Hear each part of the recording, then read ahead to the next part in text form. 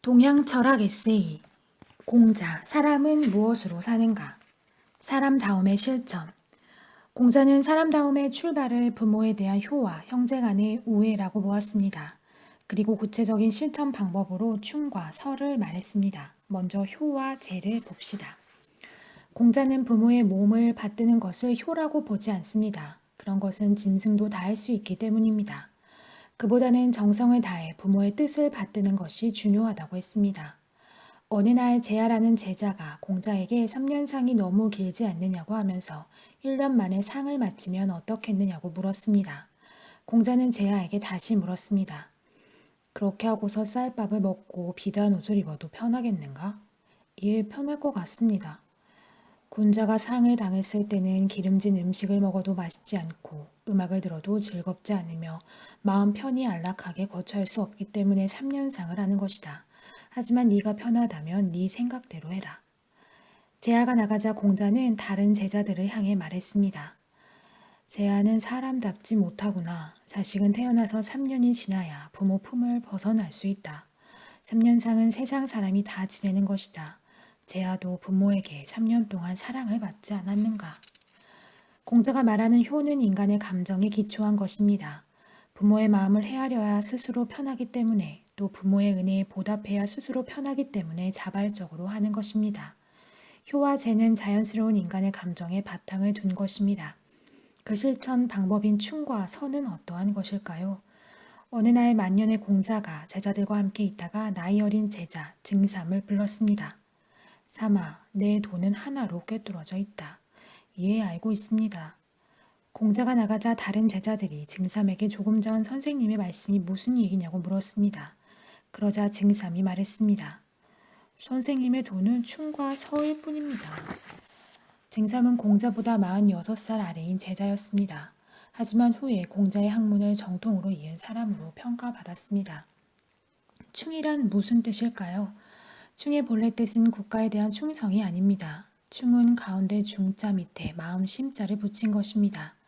글자 모양에서 알 수 있듯이 마음속에 중심을 하나만 가지고 있는 것입니다. 그렇기 때문에 전혀 흔들리지 않습니다. 그 반대는 환입니다.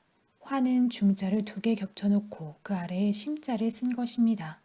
즉 마음속에 중심이 둘이나 되어서 어느 것이 옳은지 모르기 때문에 근심하는 것입니다. 이처럼 충은 무엇이 옳은지를 확실히 알고 있기 때문에 전혀 흔들림이 없고 그렇기 때문에 성실할 수 있으며 자기 자신을 제대로 다 발휘할 수 있는 상태를 말합니다. 선은 어떤 뜻일까요? 선은 같을 여자 아래 마음 심자를 쓴 것입니다. 즉 남의 마음과 같아지는 것입니다. 내가 배고픈데 저 사람은 얼마나 배고플까? 내가 힘든데 저 사람은 얼마나 힘들까? 이처럼 남의 입장을 생각해 보는 것이 서입니다. 물론 이것은 쉬운 일이 아닙니다. 그러나 공자는 자식이 내게 이렇게 해주었으면 하는 마음을 가지고 부모를 대하고 반대로 부모가 내게 이렇게 해주었으면 하는 것을 가지고 자식을 대하라고 했습니다. 그러므로 즉 사람다움의 실천은 충서의 실천이며 충서의 실천이란 내면적으로는 자기 자신을 다하는 일이고 밖으로는 남과의 관계에서 내 마음을 미루어 남의 마음을 헤아려 보는 것입니다. 그리고 그때 가장 중심이 되는 것은 부모와 형제 관계입니다. 따라서 효와 재가 사람다움을 실천하는 근본이었습니다. 답게 하는 정치. 공자는 사람다움의 사회적 실현을 통해 당시의 혼란을 바로잡을 수 있다고 여겼습니다. 따라서 공자에게 정치란 사람답게 되도록 바로잡는 일에 지나지 않았습니다. 그렇다면 구체적으로 무엇을 바로잡는 것일까요? 제나라 임금이 공자에게 정치가 뭐냐고 물었을 때 공자는 임금은 임금답고 신하는 신하답고 아버지는 아버지답고 자식은 자식다운 것이라고 답했습니다. 정치가 무엇이냐는 질문에 대한 답변치고는 참으로 추상적입니다. 그러나 각각이 자신의 다움을 실현할 수 있도록 맡은 일을 다할 때 질서는 저절로 잡힐 것입니다. 실제 윗사람이 윗사람답게 아랫사람을 대하면 아랫사람은 진정으로 윗사람을 섬기는 법입니다. 공자는 도둑이 많아서 걱정이라는 임금의 이야기를 듣고서 당신이 백성들의 물건을 욕심내지 않으면 백성들을 상을 준다고 해도 도둑질을 하지 않을 것이라고 일갈했습니다. 공자는 정치란 질서를 바로잡는 것이며 그 질서는 위에서부터 아래로 내려가는 것이라고 생각했습니다. 그래서 지배계층을 중심으로 사람 됨됨이와 사람 사이의 관계를 바로잡으려 했던 것입니다. 논어 자로편의 이에 대한 유명한 대화가 나옵니다. 위나라 임금의 초청을 받은 공자가 제자들과 더불어 위나라를 향해 가고 있을 때 자로가 공자에게 물었다. 위나라 임금이 선생님을 모시고 정치를 해보려 하는데 선생님께서는 어떤 일을 먼저 하시겠습니까? 명분을 바로잡겠다. 선생님은 사정에 너무 어두우십니다. 어째서 명분 같은 것부터 바로잡으려고 하십니까? 거칠구나 자로여. 군자는 자기가 알지 못하는 일에는 함부로 나서는 것이 아니다. 명분이 바르지 못하면 말이 순할 수 없고 말이 순하지 못하면 일이 이루어질 수 없고 일이 이루어지지 못하면 문화가 일어나지 못하고 문화가 일어나지 못하면 형벌이 적절할 수 없고 형벌이 적절하지 않으면 백성들이 손발을 둘 데가 없다. 우리가 쓰는 말 가운데 선생님이라는 호칭만큼 좋은 말도 드뭅니다. 그런데 언제부턴가 교육자들의 권위가 땅에 떨어지면서 선생님이라는 호칭도 값이 내려갔습니다. 그래서 아무에게나 선생이라고 부르게끔 되었습니다. 그뿐인가요? 선생님의 부인을 부르는 호칭인 사모님은 제비족들도 애용하는 말이 되어버렸습니다. 말의 인플레입니다. 호칭이 바르지 못하면 그런 호칭을 가진 사람의 말이 권위가 없어집니다. 말이 권위를 잃으면 그가 한 말대로 이루어지기 어렵습니다. 그런 사회는 문화가 건강할 수 없으며 그런 문화의 바탕을 둔 법이 제대로 될 리 없습니다. 그리고 그 피해는 마침내 대다수 민중이 입게 된다는 것이 공자의 생각이었습니다. 그러나 공자는 법이나 힘으로 강제해서 바로잡으려고 하지 않았습니다. 오직 덕과 예절로 바로잡으려 했을 뿐입니다. 공자는 정치와 형벌로 이끌면 백성들이 잘못을 저지르고도 처벌만 피하면 부끄러워할 줄을 모르지만 덕으로 이끌고 예절로 다스리면 백성들이 부끄러움을 알게 되기 때문에 벌 주지 않아도 스스로 잘못을 바로잡는다고 했습니다. 실제로 실정법 만능 사회에서는 양심에 부끄러운 짓을 하고도 법에만 저촉되지 않으면 죄인이 아닙니다. 공자는 법에 앞선 도덕을 말했으며 실천에서는 윗사람이 모범을 보일 것을 강조했습니다. 그는 윗사람의 몸가짐이 바르면 명령하지 않더라도 아래서 행하지만 윗사람의 몸가짐이 바르지 않으면 비록 명령을 내리더라도 따르지 않는다고 했습니다. 물론 공자의 생각에는 당시의 시대적 한계 때문에 귀족제를 옹호하는 내용이 들어있습니다. 그러나 공자 사상의 가치는 보편적인 인간의 도덕성을 강조한 데 있습니다. 공자는 사회관계가 사람 사이의 신뢰의 바탕을 둔다고 생각했습니다. 섭나라 임금이 공자에게 자기가 다스리는 어떤 마을에서 아버지가 남의 양을 훔쳤는데 그 아들이 증인에 섰다고 하면서 자기 나라 백성들의 정직함을 자랑했습니다. 그러자 공자는 정색을 하고 말했습니다.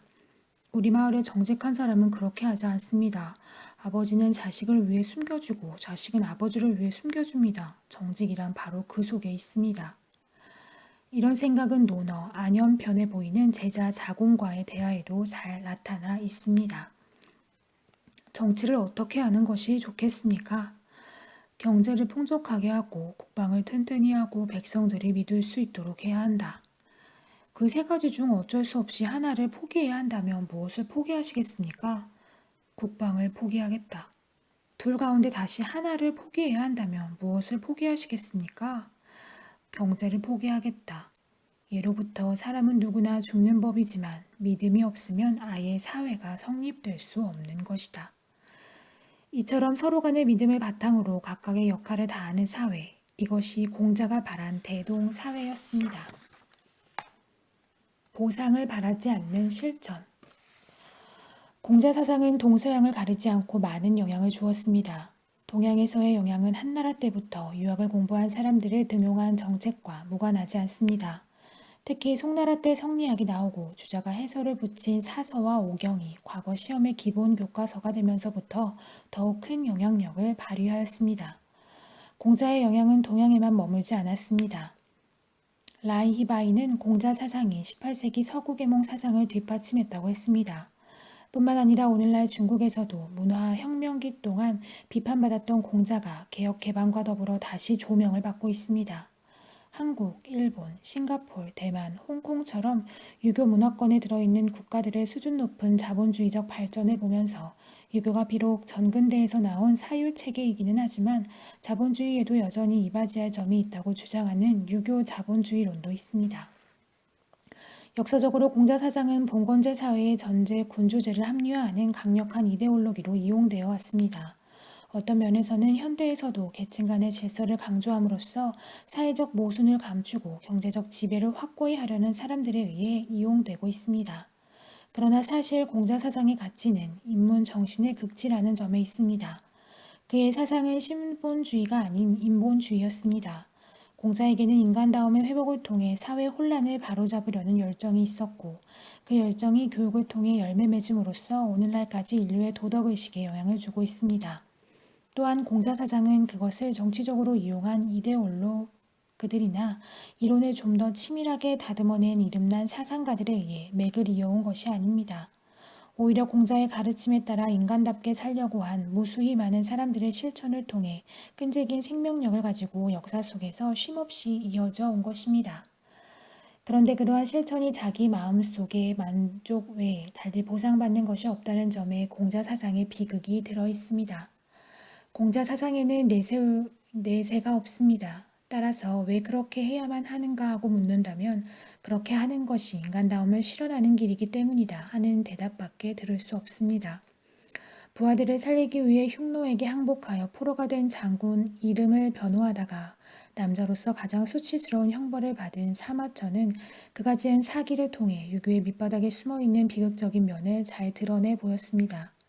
사람다움을 실천함으로써 사람다움을 이루었다고 공자가 극찬한 백이 숙제에 대해 사마천은 옳은 일을 하고도 불우한 삶을 살았다고 평가했습니다. 또 공자의 가장 뛰어난 제자 안회는 끼니를 잊기 어려울 정도로 가난했던 반면 이름난 도척은 온갖 못된 짓을 다 하면서도 수천의 부하를 거느리고 부귀영화를 누렸다고 썼습니다. 이런 예를 들면서 사마천은 하늘에 도라는 것이 과연 옳은 것인가 라는 문제 제기를 하고 있습니다. 이 점이 바로 유교의 낙관주의에 대한 비판인 셈입니다. 그러나 바로 여기에 공자 사상의 강점이 있습니다. 어떤 일을 할 때는 그 일이 결과적으로 내게 이로울 것인가 해로울 것인가를 따지지 말고 오직 옳으냐 그르냐를 따지라는 것이 공자의 생각입니다. 그리고 옳다면 비록 그 일을 하다 해를 입을지라도 꼭 해야만 하는 것이 사람다움을 이루는 길입니다. 공자 사상에는 행위에 대한 인과 응보가 없습니다. 다만 스스로 부끄럽지 않아야 한다는 당위가 있을 뿐입니다. 그 당위는 사람이 마땅히 갖는 책임이나 사명의식일 수도 있습니다. 아무런 보상을 바라지 않고 그 당위를 따라간 많은 실천들은 굽히지 않는 비판 정신으로 이어져 왔습니다. 우리나라 학자들은 전통적으로 학문의 전통 맥을 살인파에 두었습니다. 그 까닭은 살인파가 암과 실천을 일치시켜간 옳고 그름에 따라 행동한 사람들이기 때문입니다. 한말 의병운동이나 항일 무장투쟁도 마찬가지였습니다. 그들은 현대식 화력으로 무장한 외세와 맞서 싸우면서 이길 수 있다고 생각하진 않았습니다. 다만 사람답게 살기 위해서는 그렇게 해야만 한다고 생각했을 뿐입니다. 이처럼 보상을 바라지 않는 실천이 공자 사상의 알맹이입니다.